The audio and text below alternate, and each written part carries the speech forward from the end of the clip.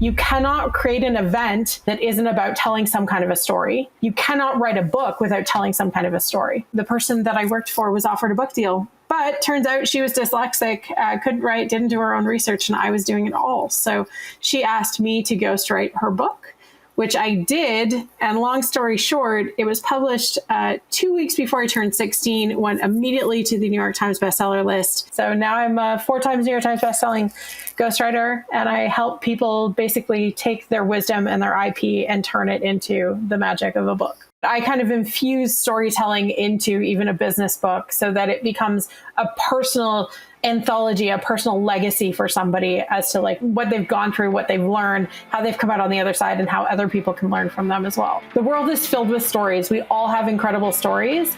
And I think if we actually told more of those stories, we could help more people. I believe if people want to write, they really should write. Welcome to the Thought Leader Revolution with Nikki Ballou. Join the revolution. There's never been a better time in history to speak your truth, find your freedom, and make your fortune. Each week, we interview the world's top thought leaders and learn the secrets of how they built a 6 to 7 figure practice. This episode has been brought to you by eCircleAcademy.com, the proven system to add 6 to 7 figures a year to your thought leader practice. Welcome to another exciting episode of the podcast, The Thought Leader Revolution. I'm your host, Nikki Ballou. And boy, do we have another exciting emerging thought leader. Today's guest has ghostwritten 4 New York Times best-selling books. She is a word magic book coach, and she is one of our new emerging thought leaders. I am speaking of the one, the only, Crystal Adair-Benning. Welcome to the show, Crystal. Thank you so much, Nikki. What a great intro. So tell us your backstory. How'd you get to be the great Crystal? Oh my gosh. Well, it was a dark and summer night. No, how did I get here? I, like a lot of people, I fell into my zone of genius by accident. It wasn't something that I even recognized as a zone of genius back then. So the story goes, I was 14 and I was working for a radio station.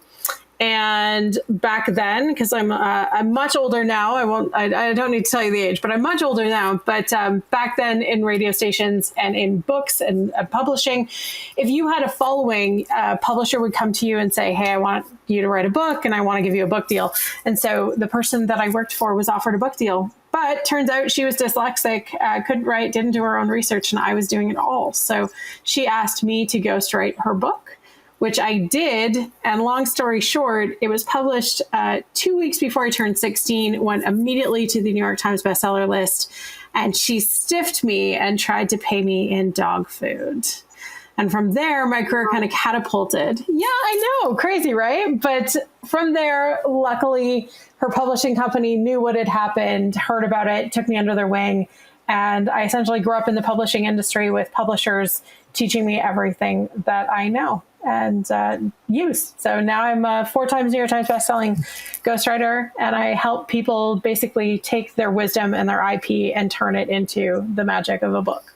That's a great segue into the next question I was going to ask, which is, tell me, what kind of problems you solve for your clients and who your clients are. So why don't you kind of expand on that? Yeah, totally. Most of my clients, I consider them rebels, misfits, or world-changing humans, which makes it a very broad statement, right? But really, it's people who, specifically, I work with people who either have an incredible personal story or they have developed a business process that has really kind of got the ability to magnify and amplify their expertise. And I take all of that and turn it into a book that obviously makes you an authority and an expert. And I do that through the art of storytelling. So, yes, you can write a book that's a simple step 1, step 2, step 3.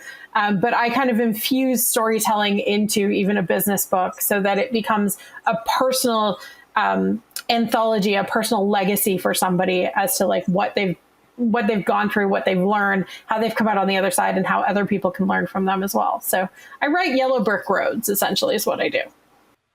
Man, that's super, super cool. So why is this important to you? What's the dent you're looking to make in the universe? Yeah, I mean, I think that, first of all, I didn't know that writing was like a talent that other people didn't have. Right? Like, true honesty, I honestly thought everybody could get up and write a book the same way that I could get up and write a book. I thought that it was something, I didn't think it was special. I thought it was just normalized. Learned pretty early on that it was special, but I was nervous about it because I grew up in a household that was like, you know, if you're going to be a writer, you're going to be broke, drunk, or at a bar. And I was like, whoa, that's not what I want for my life. Oh my gosh. So I was still working for the publishing industry. I was still making money. I was still making royalty checks consistently. But because of that upbringing, I actually went out and became an event planner. So to most of the world, publicly, I was an event planner, not a writer.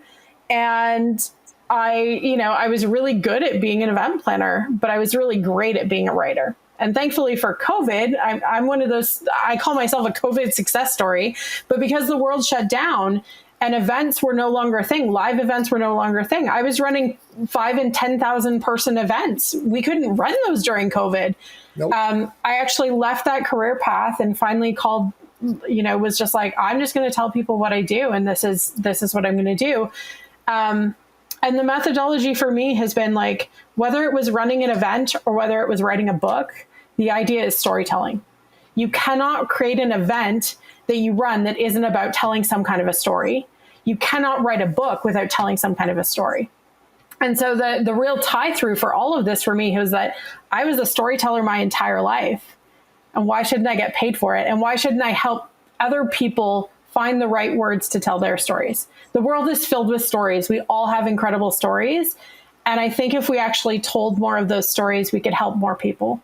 And so for me, this is my chance to give back is helping write books. I mean, let's be honest, I also get paid really well for doing it and I love what I do. But the real true gift is helping other people realize the power in their own stories. That's pretty darn brilliant, I should say. You're telling a great story about why storytelling matters, Crystal. So I got to say, that's pretty darn awesome. I'm a writer myself, and it had always been my dream to write. Now I got into business, and I run a company and I do podcasting as well. But I've written and self-published 11 books, and amazing. My latest one is. Let me grab it. My latest one is this one. It's called Get Booked and Get Paid, How to Generate 6 Figures Plus a Year Through the Podcast Guesting. And I talk about how amazing. You can be a guest on other people's podcasts and generate leads, sales, and clients. And all this is awesome. But I'll tell you my secret, what I've wanted to do all my life is be a novelist. And I've written a novel right now, and I would love to have this novel be published and sell well. And if it doesn't, at least get me learn enough from the process to eventually write the novel that does that. Because that's what I've wanted to do since I was a kid, and I ran away from that. People told me, go do business. This isn't going to work for you. This is, and I'd written something before and I took it to Random House and they said, no. And it wasn't good, but it was a start. Someone should have nurtured my talent, but nobody did. I should have nurtured my own talent. And, whenever I speak to a writer, there's a little bit of excitement, a little bit of fear, that little boy fear. And there's like, can I still do this? There's that, no, you're on this path of business. Totally. I got to do this. I got to find a way to make this happen. That's the bottom. Listen, I'm with you. I think that anybody that wants to write a book should absolutely write a book. The fear never goes away. I have 4 New York Times bestsellers, and every single book I write, whether the plan is to turn it into a New York Times bestseller, whether the plan is just to write a book for marketing purposes or personal purposes, there's like this mentality of you're only as good as your last book. Does that make sense? And so I'm always pushing, always striving, always being like, God, this next book has to be the best book ever and whatever. And it's different in my world because I don't put my names on my books. My name, you will not find it on my clients' books. Like, I am essentially a ghost. I don't exist. I get paid to not exist, if that makes sense. And but there's still that ego and that leverage and that desire to always want to put out something that's so good that changes the world, that like people see it and are like, oh, that's so good. So I believe if people want to write, they really should write. And, you know, there's always ways we can improve our writing, and there's ways that we can like challenge ourselves to do different things. I actually got involved in my first novel. So you're talking about wanting to be a novelist. I actually did my first novel with a client recently and was like, wow, I didn't think I had it in me. But like truly, the novel actually gave me a new creative outlet that I never would have pictured myself in. I thought I was really like nonfiction, business books, memoirs, like that was my genre. And I had so much fun with the novel. So I think there's an element of whenever we want to create a great book, it's like passion and commitment, but it's also just enjoying the process. So if you want to write a book because you also would enjoy the process, I think far more of us would go far further if we stop worrying about how the book's going to do commercially and we just wrote it for the love of writing and for the love of telling stories. And so my advice is like, if you take the words New York Times bestseller out of your mouth and just write because you like for the pure joy and for the pure, like, I did it, I made it, I created it. I mean, my first bestseller, I didn't plan on it being New York Times bestseller. I was 14. I didn't know what a New York Times bestseller even was back then. Like, I still remember the day they told me, and everybody was so excited, and there was a huge party, and I literally sat there like, I don't get it. What happened? What happened to this book? What did we do? I was worried we'd done something wrong, oddly enough. Super funny, because I didn't know.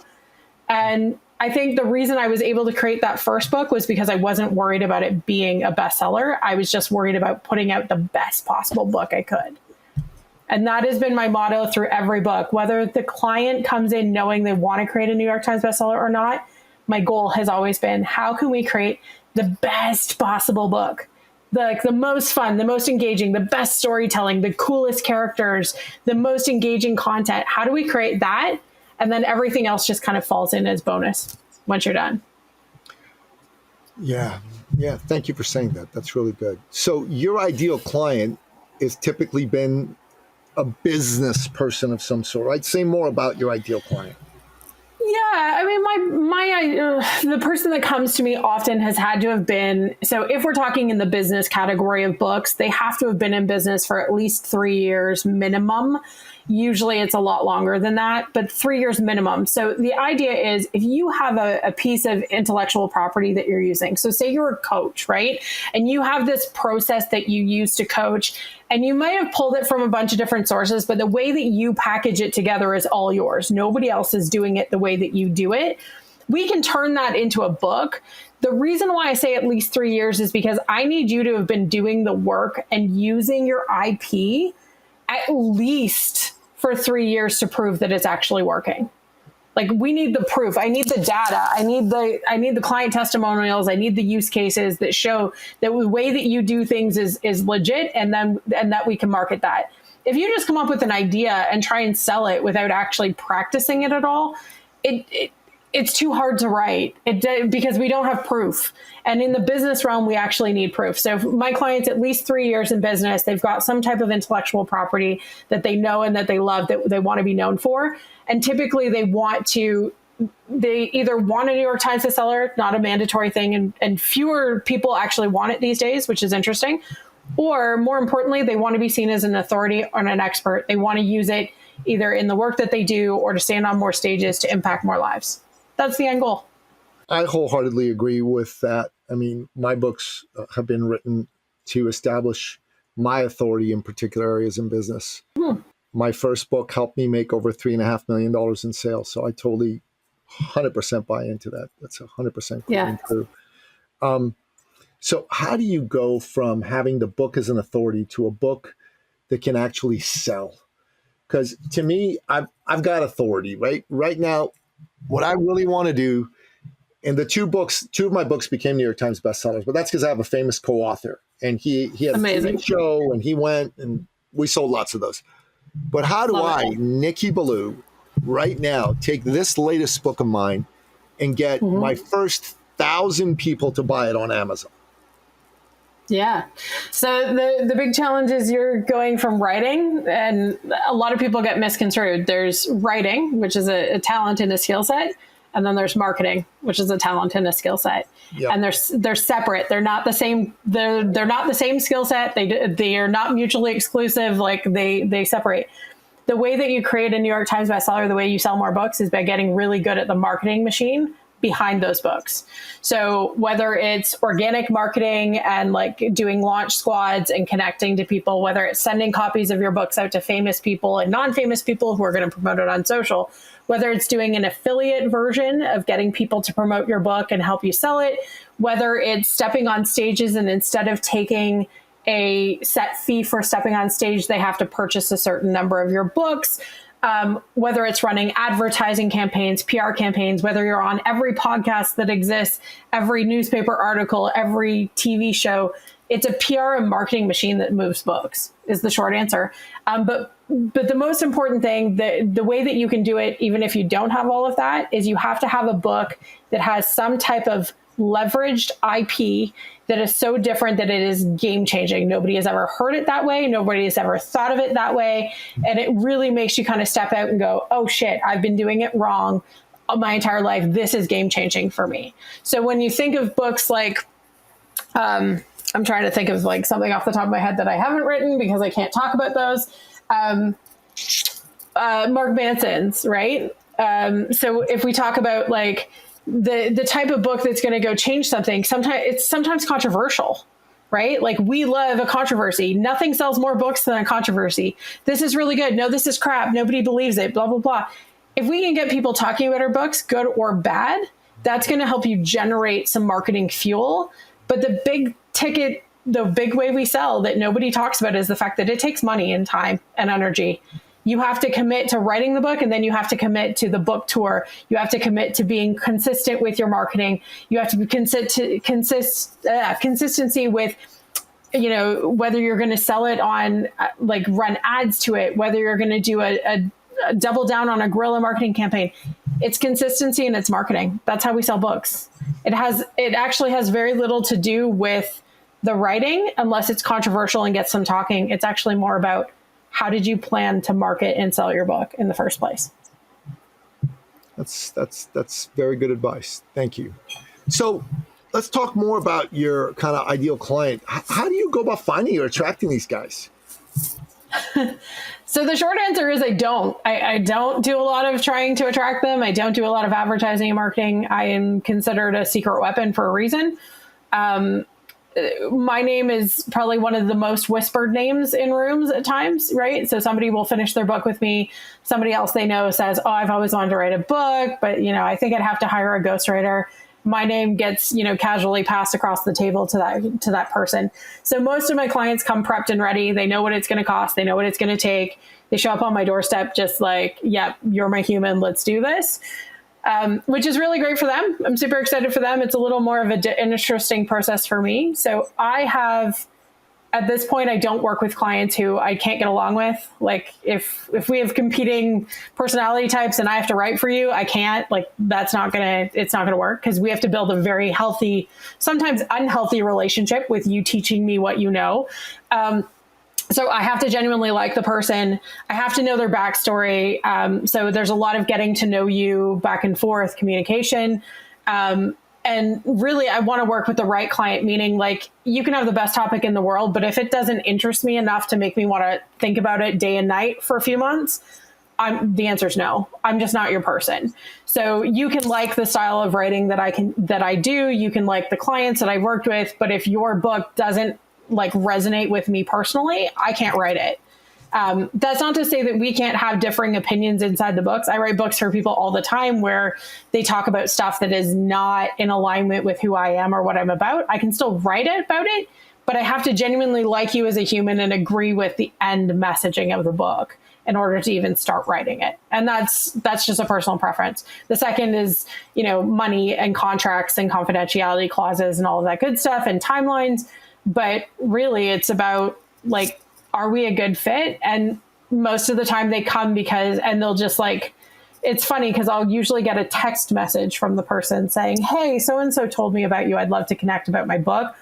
And it's almost like the secret code of like, oh, we're doing this thing. Okay, and then we sit down and have conversations about it. But the process from like the first time they contact me to starting a book can sometimes be upwards of 2 years. It just depends on how busy my workload is. Because I can only write one book at a time. So if I'm writing a New York Times bestseller, for example, those can take up to a year. If I'm writing just somebody's marketing book, those are typically done in 90 days. So, if I've got 4 books for 90 days, that's my entire year. I'm only producing 4 books a year. Or if I'm working on a big book, I might only be producing 1 book that year. So it kind of depends on my schedule and my calendar as well. Coolio. So basically attracting clients is word of mouth for you. People tell people about you, and that's how it's fun to be a secret. I mean, I have websites and stuff too, like you can go look, but I can't.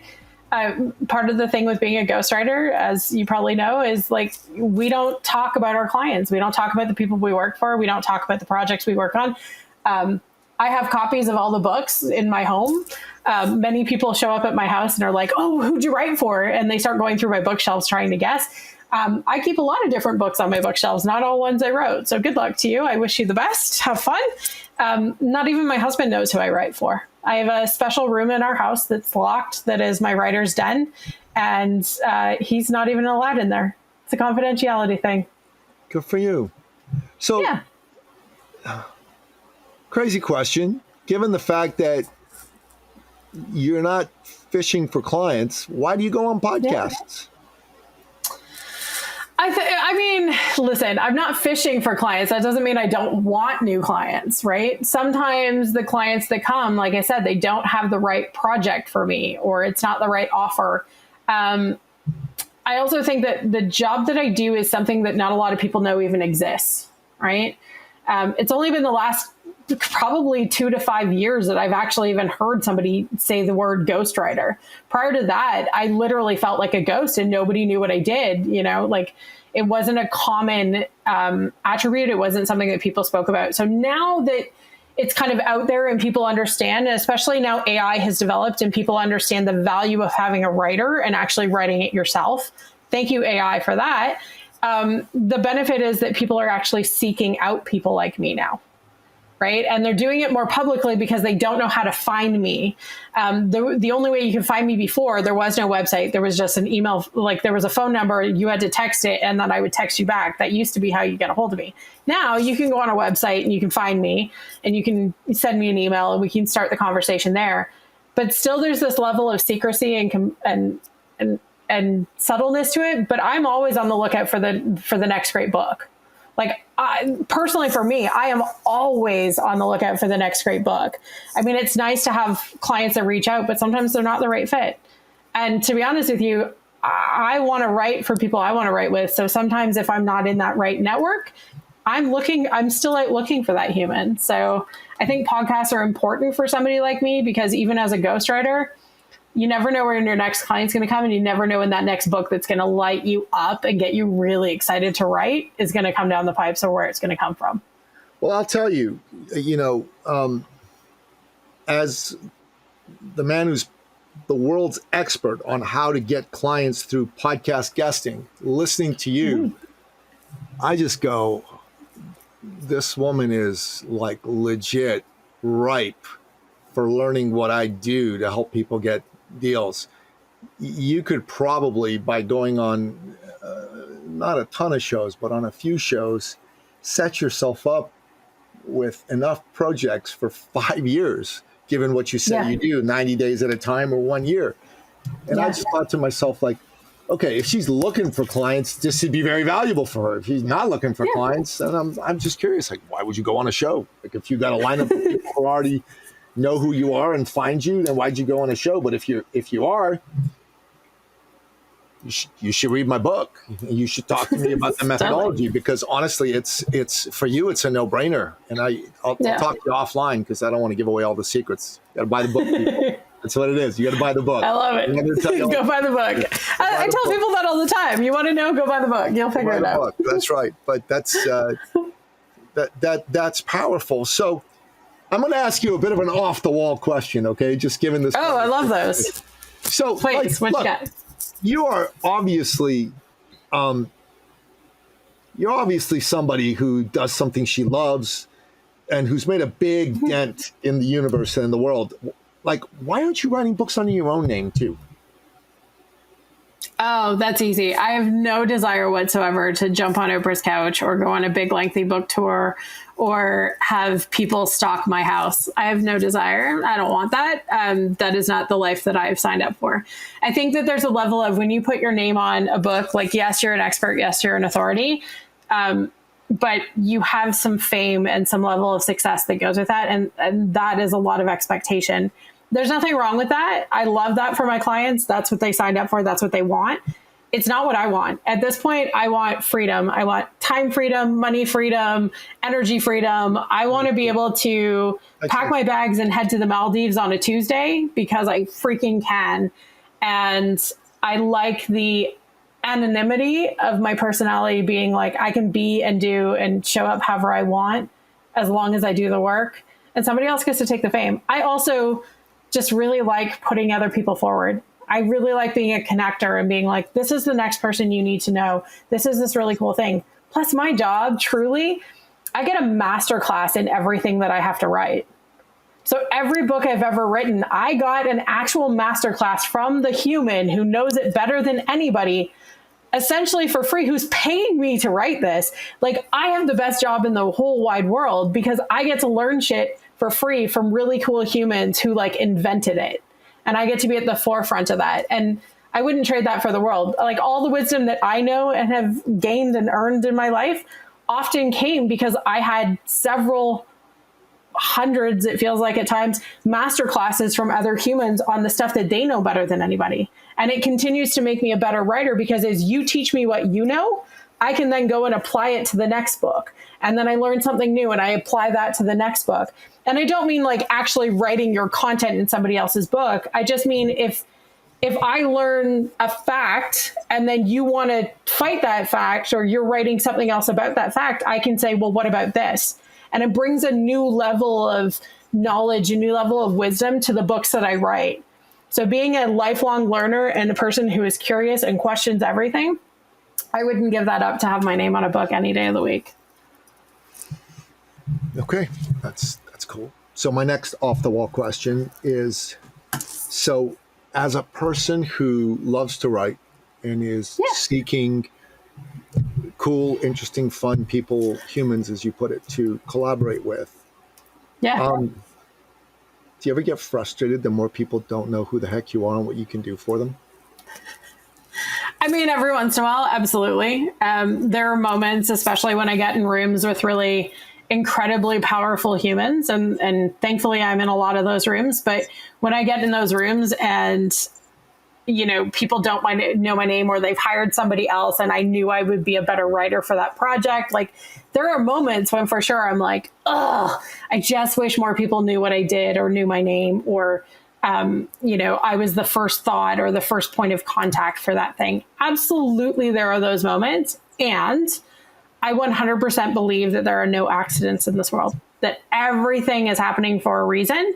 And if I didn't get the contract, there was a reason I didn't get the contract. And I'm probably better off for it. It wasn't meant for me. So to a certain level, I've had to kind of develop that thick skin to be like, cool, it wasn't meant for me. And what's here is mine. And I get to own that. But yeah, absolutely. There's moments when I'm like, damn, like I belong in a few groups, for example, where like mastermind groups and stuff where they will bring in guests like writers to talk about the writing process. And I'm like, oh my God, I know this better than they do. Like, I could talk the publishing industry all day, every day and tell you the secrets. And they'll bring in somebody who's written like one book and like, oh, best-selling author. And I was like, yeah, cool. Talk to me when you like know the industry inside and out quite like I do. But there are moments when I'm like, but that's not my deal. I haven't talked about that. They don't know that about me. I'm actively choosing not to participate necessarily in that much notoriety for who I am. So one of the downfalls is that they don't know to have me guest speak or they don't know to put me forward first. So sometimes it bothers me. Most of the time I've made my peace with it and just, it is what it is. So Crystal, a year from now, 3 years from now, Mm-hmm. where would you want to be that would have you crying tears of joy in your life and business journey? Oh, I mean, it's really funny. So I love my career 100 million percent. I never picture leaving my career ever. But I do want to probably within the next 5 years, slow down the number of projects that I'm taking on and take on very select projects with very select humans. I still do take on quite a bit. Maybe not more than I should, but I definitely take on quite a bit. So I would like to slow it down and work on a few more big quality projects versus just pumping out a ton of like marketing books and like expertise books. So that'll be the shift in the next probably 5 years. But truly, the thing that's always on my mind first and foremost is, I'm not a trad wife by any means, but it's always putting my husband and my marriage and my family first, and like really kind of getting to have that time and that commitment with them. You know, my husband's business is really busy, and it's set to take us to some foreign countries. So I want to make sure that I'm there for him and for that, and doing the best work that I can still do for as long as I can do it. And protecting my brain has been super important to me. So for anybody who writes or is creative or uses their brain to make money, you know, for the next 5 years, my commitment, you know, some people will talk about going to the gym every day. My commitment is to like my mental health and my brain health for the next solid 5 years. Well, the rest of my life, but definitely for the next 5, it's protecting my creativity and my brain and making sure that that is top notch. You're a good woman. That was a wonderful thing you said about your husband. And there's a lot to be said about traditional wives and taking care of family and caring about your kids. And I that's a whole conversation for another time. But I want to say that of everything you said today, what made me have the most respect for you was what you just said. Well, thank you. Yeah, it's important. It's always been important to me that marriage and family comes first, which is, again, part of the ghostwriting. Why ghostwrite? I can still be at home with my husband and support my stepkids and be with family when I need to be. And especially as, you know, as parents age and you want to be around more, I have more of that ability now than I ever would if I was not an actual writer, because I am an actual writer, but if I was a writer with my name on a bunch of books and having to do book tours and stuff, I've witnessed my clients and seen what that looks like. And it's not for me. And I'm okay with that. Crystal, this has been a fascinating interview, and I always look forward to speaking to fellow writers. It excites me, and it fills me with a bit of fear at the same time, because I think before I pass on from this planet, I got to do something to scratch that itch in a big way. And this reminds me of that. And as I said, it excites me and scares me at the same time. So I thank you for that. Offline, I'm going to chat with you about a couple of things. Sounds good. God bless you. Thank you for what you do. Thank you. What's your website? How do people find out about you and your works? Yeah, absolutely. So the website right now is wordmagiccopywriting.com, but it's probably going to shift in the next week. So it's actually going to be Write, WRITE, wordmagic.com. And that's the easiest way to find me and connect with me. I'm usually around on socials, but drop me an email. If you're lucky, I'll drop you the secret phone number you can text me on. Yeah, God bless your heart. So we end off every episode by asking you for your top 3 expert action steps. These are bullet points, the 3 best pieces of advice you have for my listener. What say you? So the first one is that if I wanted to write something, I would stop waiting. Like, actually write it down. If you're ready to start writing, like, commit to it and write it down. And if that right now just looks like writing down all the ideas you have and just solidifying, like, yeah, this is probably the book I want to write, that's cool. But start by writing it down. The second thing I would look at is making it a habit, not a hobby. So writing is a habit. It's not a hobby. It's something, you know, there's lots of people that are like, oh, well, one day I want to write a book. Well, the way that we all get there is by creating it as a habit.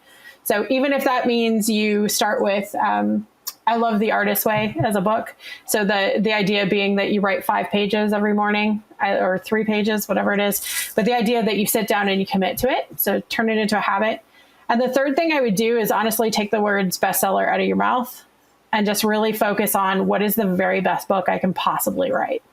And stop worrying about accolades before you even hit the page.